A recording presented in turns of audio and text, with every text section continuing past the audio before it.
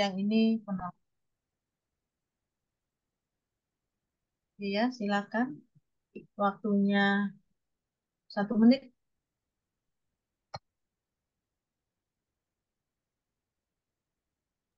Ya,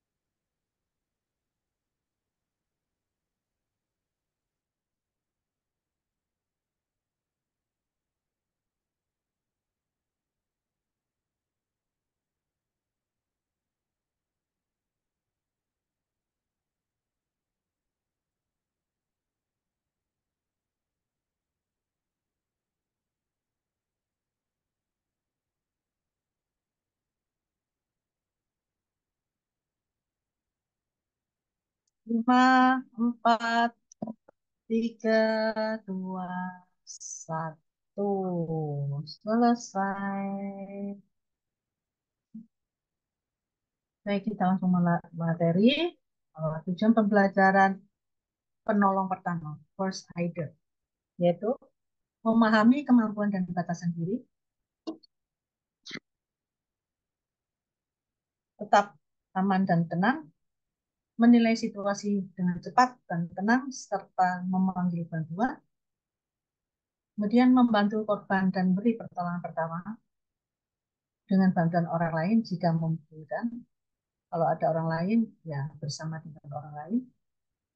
Menyampaikan informasi yang relevan pada tenaga kesehatan lain yang menangani. Artinya ketika kita tahu pertama, kita sebagai penolong pertama, terus kemudian ada tenaga kesehatan yang datang, maka kita punya kemampuan untuk menyampaikan informasi yang relevan dengan kondisi.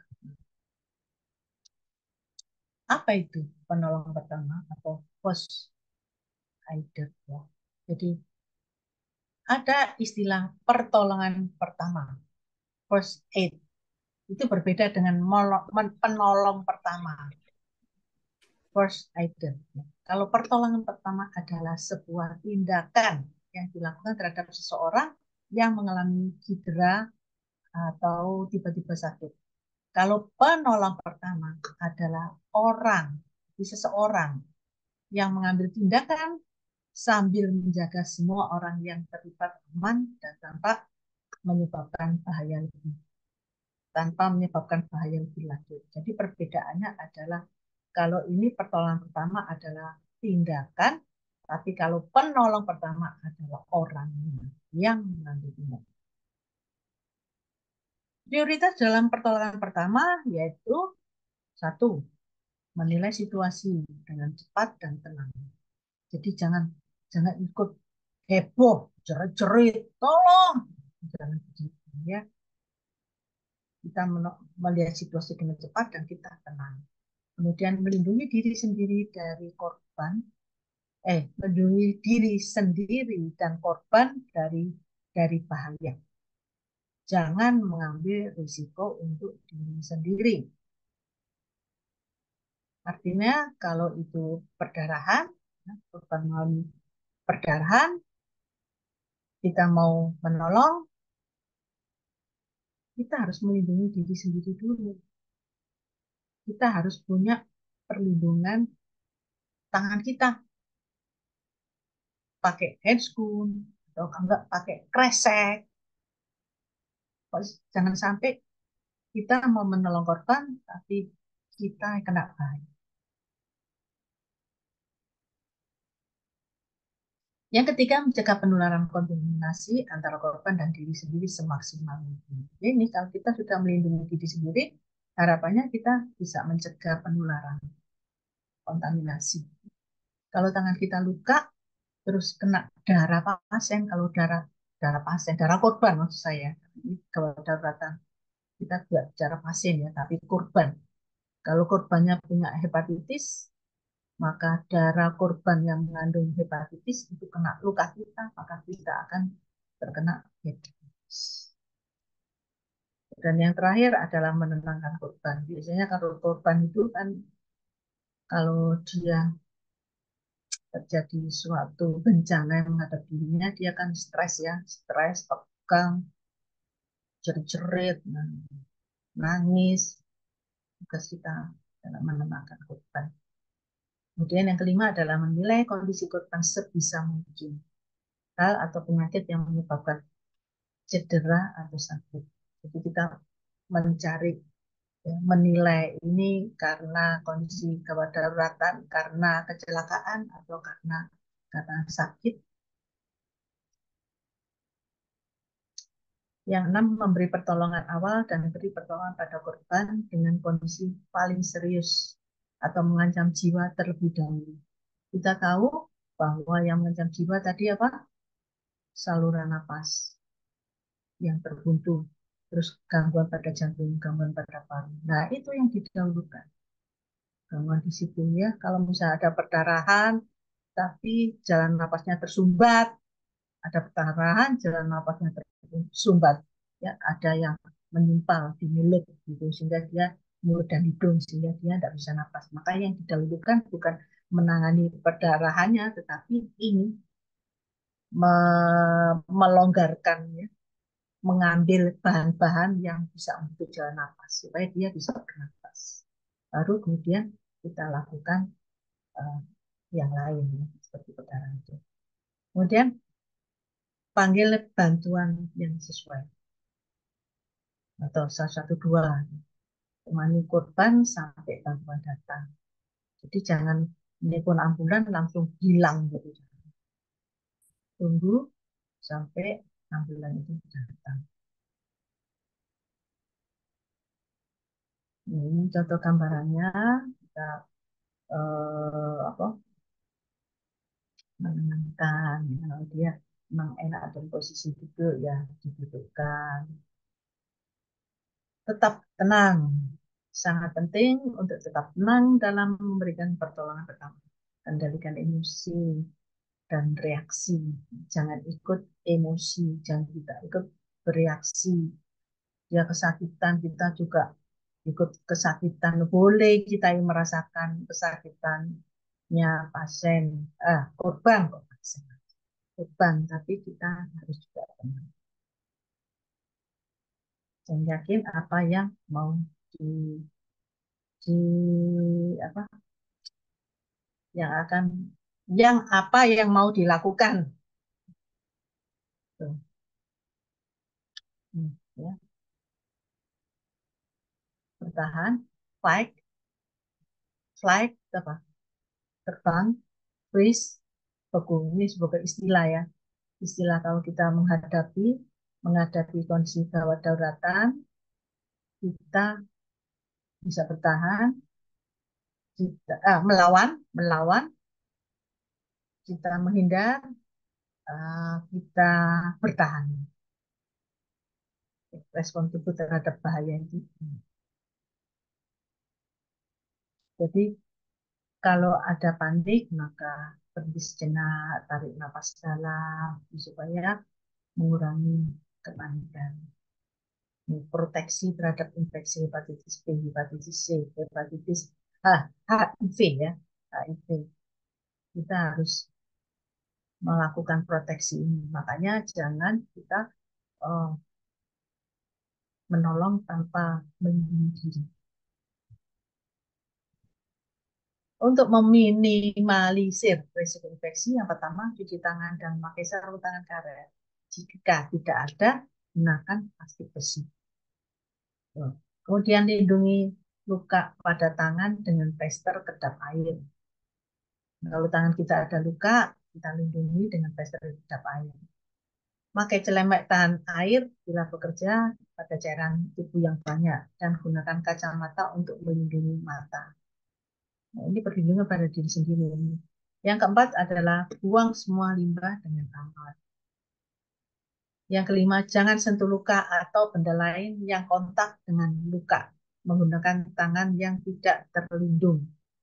Jadi kalau ada korban, ada luka pada korban, kita jangan sampai otak-otik luka itu dengan tangan kita yang tidak terlindung.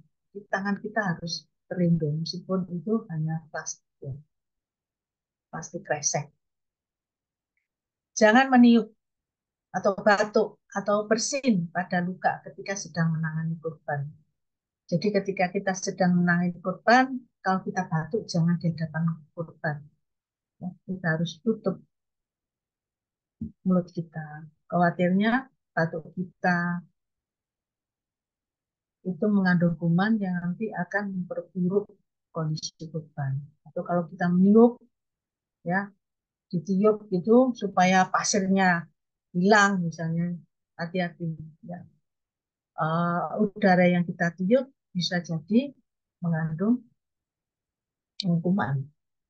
Kadang-kadang kita itu sakit, tapi kita karena kondisi tubuh kita kuat, kita tidak merasakan sakit. Itu sebabnya orang dewasa beda dengan anak kecil ya. Kita niup, kita apa meniup ya ke anak kecil, kita tidak apa-apa, anak kecilnya ketularan kita. Jadi ini langkah cuci tangan yang biasanya bisa cari di YouTube. Ini cara cara kalau memakai sarung tangan steril. Ini jangan dipegang. Kalau megang ini daerah sini.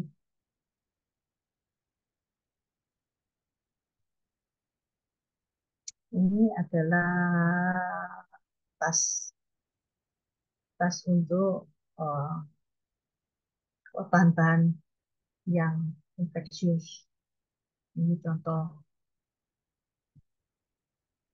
untuk penghancur ya, kontainer. Komunikasi dengan korban. Korban biasanya takut dengan apa yang terjadi dengannya. Penolong harus tetap tenang dan mengontrol situasi. Jelaskan pertama ya, kenalkan diri. Kalau korban biasanya kan apa peka. Kalau dia menjadi korban, dia itu peka. Kalau ada orang lain, khawatirnya dia orang lain itu dia akan mencuri barang-barang kita, gitu ya. Makanya kalau kita menghadapi korban, pertama kenalkan diri kita, terus cari tahu dengan panggilan apa korban bisa dipanggil. Jadi kita berusaha menyatukan frekuensi pemahaman ya, frekuensi pemahaman. Lalu berbicara dengan tinggi yang sama dengan korban. Jadi kita tidak tidak melakukan teriak-teriak gitu ya, korban dalam keadaan stres. Kalau dia suaranya rendah, kita juga ikut suara rendah, menyamakan supaya korban bisa menerima kita. Terus jelaskan apa yang terjadi dan mengapa. Mengapa? Jelaskan Anda tadi tidak sadar, ada yang menabrak. Sekarang yang menabrak lari. Saya datang ingin menolong. Karena tadi Anda tidak sadar. Saya ingin melindungi barang-barang Anda. Lah, itu komunikasi dengan korban. Kemudian jelaskan dahulu apa yang Anda lakukan sebelum melakukan tindakan. Misalnya uh, bajunya itu kejepit ya, kejepit misalnya kejepit. Nah, ini kalau nggak digunting itu tidak kejepit, tidak bisa gitu. Tidak bisa kalau misal pindah tidak bisa karena ini kejepit, ini harus digunting ini. Maka jelaskan dulu, ini saya membentuk ini tidak bisa, ini kejepit ini. Saya tidak bisa membuka jepitannya. Bikin saya gunting mau, gitu. Selalu perlakukan hormat dengan, selalu perlakukan korban dengan hormat. Kadang korban itu terus karena dia apa, merasa sakit apa itu dia apa ya mungkin mengelek-elek kita atau dia salah paham jadi dipikir kita itu pencuri, mencuri barangnya, maka ketika korban itu dia misalnya ngomong-ngomong yang enak gitu ya kita tetap menghormati. Jika memungkinkan beri pilihan, misalnya mau duduk atau berbaring. Nah, ini bentuk komunikasi dengan korban. Jika memungkinkan, selalu minta persetujuan sebelum melakukan tindakan apapun. Misalnya dompetnya keluar, HP-nya keluar, tasnya sembrawut gitu ya. Minta persetujuan, ini saya masukkan ke kresek, gimana, mau apa tidak, ini keluar semua. Itu minta minta izin. Yang sampai nanti kita itu dianggap melakukan pelecehan kepada dia, padahal kita maksudnya baik. Komunikasi dengan korban kalau dia korbannya itu anak-anak, maka ini ya gunakan kata-kata yang lebih sederhana, yang pendek jika bicara dengan anak. Kemudian upayakan orang tua atau pengasuh bersama anak. Jadi kalau dia ada pengasuhnya atau ada orang tuanya, biarkan dia sama orang tuanya, dekat dengan orang tuanya, baru kita melakukan tindakan. Libatkan orang tua atau pengasuh. Ya, kadang komunikasi anak ini pada orang yang lain ya, kepada orang yang tidak dikenal, dia tidak mau ngomong, tapi dia akan mau ngomong dengan orang yang dekat dengan dia, dengan orang tua dan pengasuh. Jadi kita bisa minta tolong kalau apa yang kita sampaikan itu tidak dipahami oleh si anak, minta tolong keluarganya ini untuk menyampaikan ke anak, untuk menjelaskan ke anak. Dan selalu minta izin pada orang tua. Kalau anak-anak gak ngerti apa-apa, ya ya sudah, saya ingin kompres ya, minta izin. Komunikasi kepada korban, gunakan mata, telinga untuk menilai respon korban. Terus gunakan kontak mata, tapi bukan menatap terus-menerus. Ya. Gunakan suara yang tenang, percaya diri, tapi bukan berteriak. Jangan bicara terlalu cepat. Jadi kalau orang sakit itu responnya itu lambat ya. Yang jika dia berpikir terhadap kondisinya dia sendiri. Jadi kalau orang lain bicara cepat-cepat terhadap korban itu seringkali dia kelewatan, nggak ngerti. Gunakan instruksi yang sederhana, kalimat pendek dan kata sederhana. Terus mengangguklah atau untuk menunjukkan bahwa kita mendengarkan. Kadang dia terus mengeluh, nyebut cerita macam-macam. Nah, kita merespon dengan mau angguk gitu. Cek apakah korban mengerti apa yang disampaikan. Jadi kalau kita menyampaikan, terus dia kok menengahi, kok diem aja. Saya menyampaikan ini, saya mau gunting. Ya. Ini kejepit, ini supaya supaya Anda bisa keluar dari sini. Tuh, misalnya gitu ya. Dia kok diem aja. Kita ulangi. Kita tanyakan, apa ngerti yang saya sampaikan? Oh, ternyata dia nggak ngerti bahasa Indonesia. Nah, itu. Makanya nggak ngerti apa-apa. Ya. Nah, repotnya kalau dia ngerti bahasa Inggris, ya kita mencoba bahasa Inggris. Gunakan gerakan tangan yang sederhana. Jangan mengganggu omongan korban. Tunjukkan bahwa Anda paham apa yang dikatakan korban. Jadi kadang korban itu terus ngomongnya banyak gitu. Ya, suruh aja ngomong banyak. Maksudnya kita tidak motong-motong-motong gitu.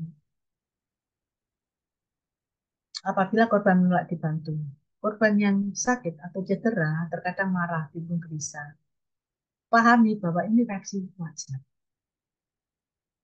Reaksi wajar ya.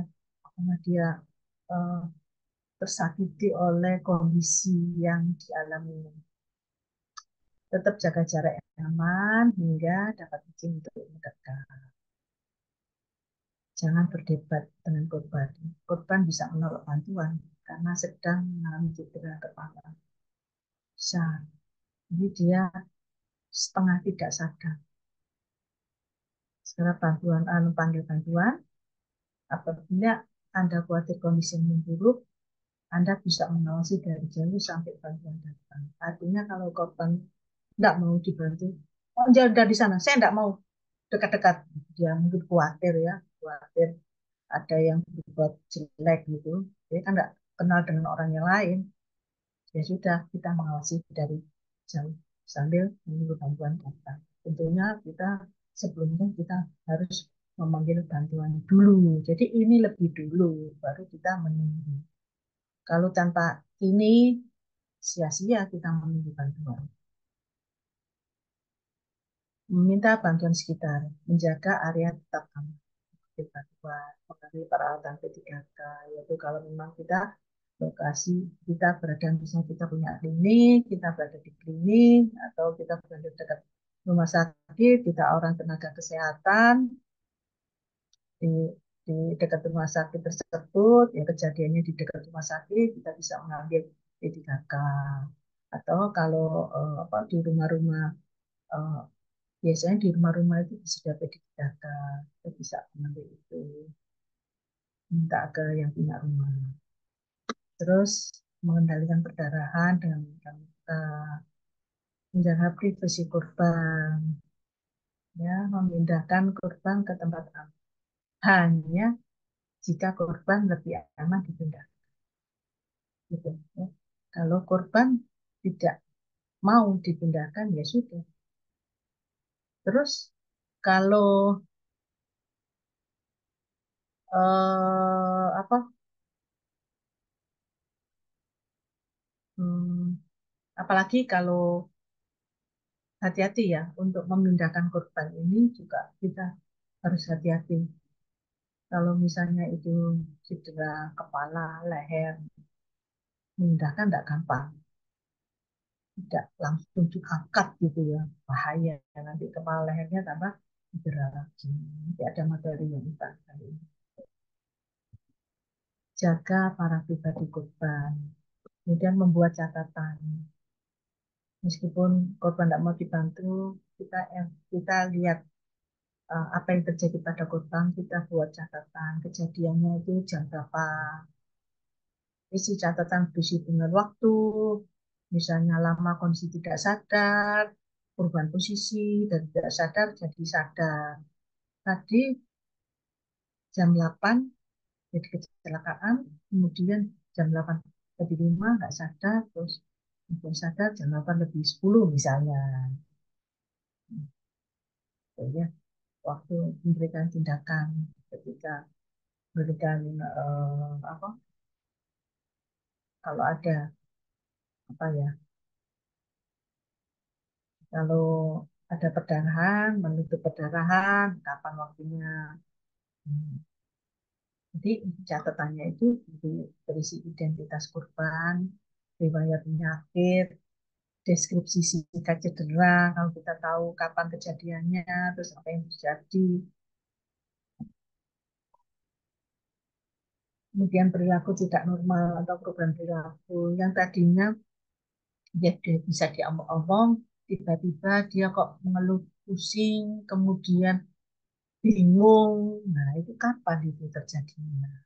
Ini untuk melihat bahwa dia mengalami terjadi perubahan tingkat kesadaran. Terapi apa yang diberikan dan kapan diberikan. Terus kita lihat tanda-tanda vitalnya. Oke, ada pertanyaan sampai di sini?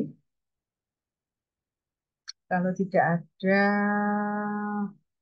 kita lanjutkan ke kuis ya. Post test ya. Hmm.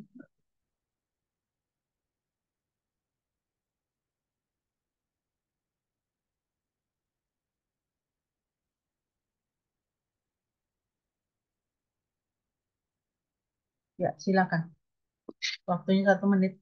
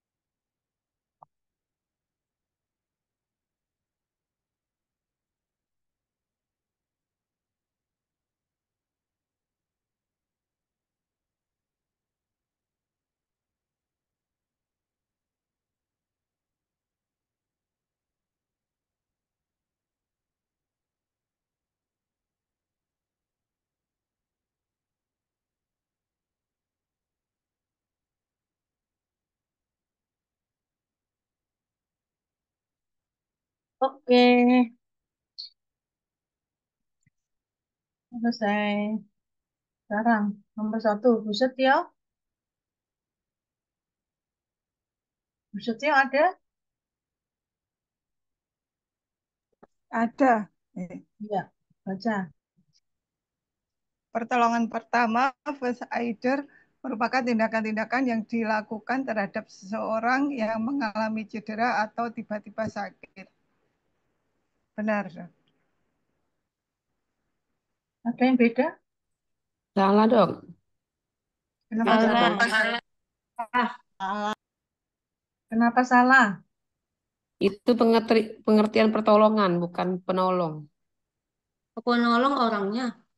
Oh, Ya, Bu Setio, bacanya. Bacanya gimana Bu Setio tadi bacanya? penolong, ya Allah. Iya, Nah, ya. Oh, ini ya, penolong pertama kok dibaca pertolongan pertama. relatif Apa ya. saya menjebak? Apa saya menjebak ini? Kurang teliti Nah, dong. nah, kurang teliti. Kadang kelemahannya Bukan di situ menjebak ya. ya. Tapi dikatakan menjebak ya tidak apa-apa. Yang penting ini tujuannya tes itu adalah mempertajam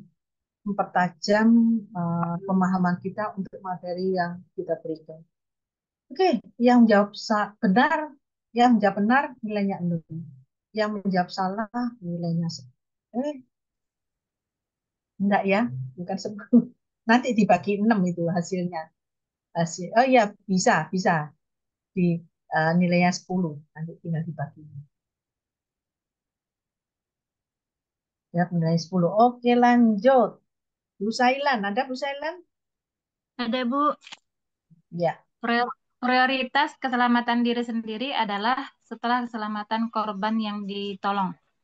Jawabannya salah. harusnya.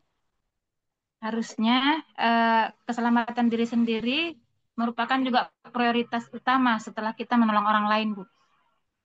Berarti sama aja ya. Kita menolong. Sama-sama diselamatkan, Bu. Tadi ada materinya begitu yang saya baca, Bu. Nah,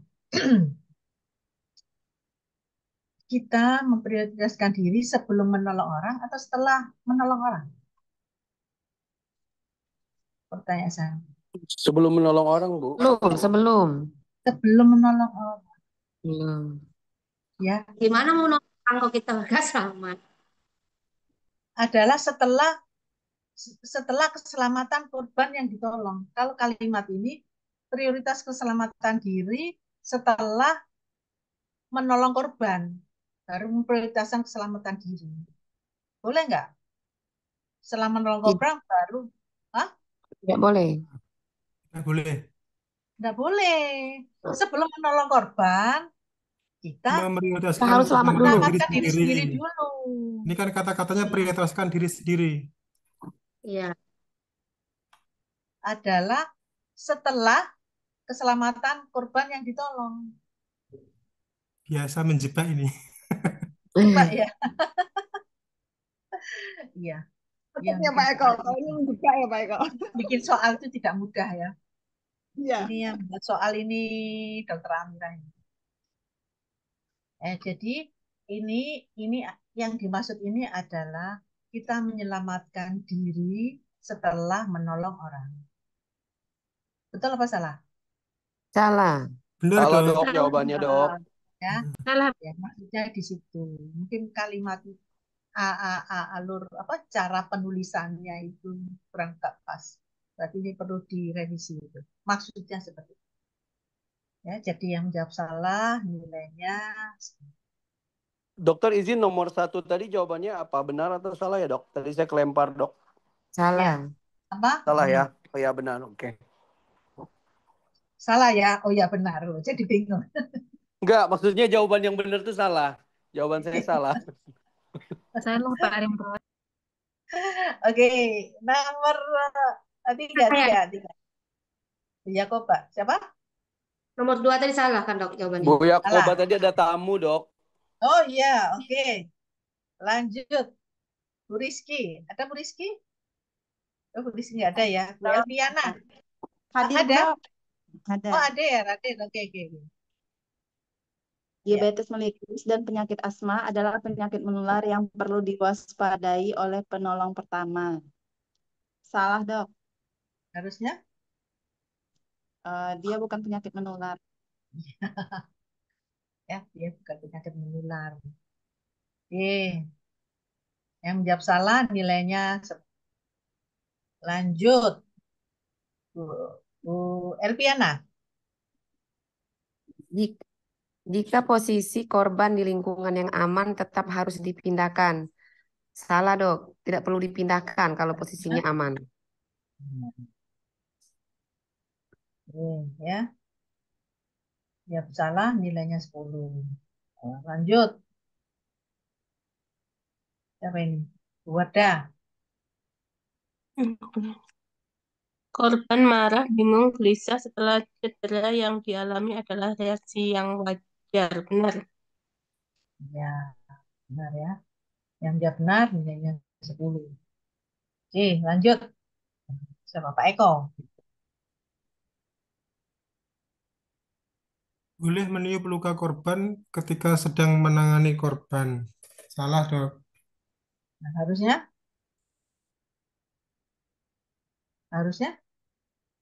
Tidak boleh Jangan. ditiup. Tidak boleh ya, ditiup. harusnya tidak boleh ditiup karena dia Mulut banyak menularkan, bakteri. ya, Bakteri. bisa menyebarkan bakteri. Oke, tolong dinilai ya, setelah dikalikan 10 tadi dibagi 6. Pre dan post. Sekarang saya mulai dari Bu Setio dulu, berapa Bu? Pre postnya Dok, 50 bagi 6. diambil rata-rata. Kok diambil rata-rata? Dibulatkan aja. Ya, 833, Dok. Salah satu. Salah yang nomor 1 tadi. 833. Oh, Nilainya 8 dan 33. 8,3. 8 lah. 4 aja. Apa? 850 dibagi 6, Dok. Benar 5, salah 1. Nilainya 8, Dok. Ya. Pre postnya Sama. Salah di nomor 1 saja. Oke, Bu Sailan berapa? 50-60, Dok. Ya. Lanjut, Bu Yakoba ada? Masih ada tamu? Bu Rizky berapa? Ada, Benar Bu. semua, Dok. Saya yang pertama itu salah satu yang pre-nya, posnya benar semua itu hitungnya gimana, Bu? 60, 50, 60 ya, Bu? Ya ini loh contoh ya. Bikin soal itu enggak mudah. Jadi dapatnya hanya 6, harusnya 10 biar itu kayaknya gampang. Gini aja. Benarnya berapa? Berarti 5/6 Benarnya ya. yang pertama 5 sama 5/6 itu aja yang wis. kedua Tidak ya. susah. 5/6. 5/6. 5 sama 5/6. Ya, Bu Rizky berapa? Benar semua, Dok. 66. Iya, Oke. iya. Lalu Elviana? Benar semua, Dok. Pre dan post. 6. Oke. Pak Eko? Bu Wardah. Benar semua, Dok. 6. Ya. Pak Eko? Benar semua, Dok. Oke. Bu Fofi? Benar semua, Dok, pre dan postnya. Bu Christine? Bu Christine? Ada? Oh, enggak ada. Bu Sylvia ada? 50-60, Dok. Ya. Bu Dewi? Hah? Dewi? Bu Dewi ada? 50-60, Dok. 50-60. Nah, Pak Raindra? Pak Raindra ada? 60-60, Dok. Benar semua. Nah, Bu Yeti? Betul semua, Dok. Nggak ada pertanyaan ya, gampang ya. Baik, materi kita sudah selesai. Saya tawarkan, saya masih punya waktu, ya. Saya longgar hari ini. Tadinya saya sebetulnya ada manten saudara di Sampang, ya. Terus karena berbagai pertimbangan, kalau saya ganti kok repot waktunya, ini saya dapat izin untuk tidak ikut acara manten tersebut. Saya ada di sini sekarang.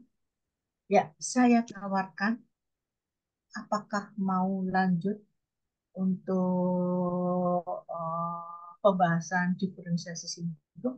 Ini di luar materi ya, karena materi diferensiasi sindrom sudah selesai. Bagaimana? Apakah sudah capek Yang dibahas apa, Dok? membahas soal? Yang bahas soal kemarin ya, Dok? Ya, ya, Ya, beberapa itu yang penting sekali. soal yang sulit saja, ya, soal yang sulit saja, tidak semuanya. Ya. Mau? Mau, Dok, biar kita tahu kelemahan saya di mana gitu. Kesalahan saya di Ya. mana, pemahaman Kita saya belajar keliru di mana. bersama-sama. Nanti kalau sudah asar, ya, kalau memang bisa cepat ya asar selesai. Oke ya, kita belajar bersama-sama. Untuk yang ini jangan direkam ya, tolong dimatiin.